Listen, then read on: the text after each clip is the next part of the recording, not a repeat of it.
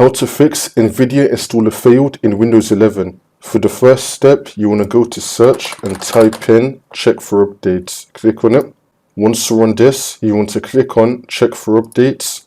Make sure that your computer is fully up to date. For the next step, you want to uninstall your existing NVIDIA graphics card driver. In the description, there's going to be a link to the NVIDIA cleanup tool.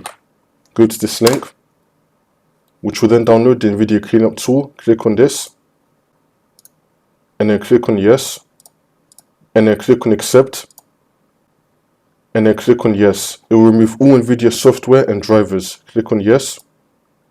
It's then going to start removing it. Wait for this to load.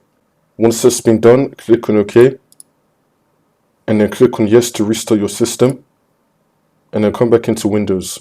Once you do all of this, the problem should be fixed. If you want, you can re-download the NVIDIA app to install your drivers through there again.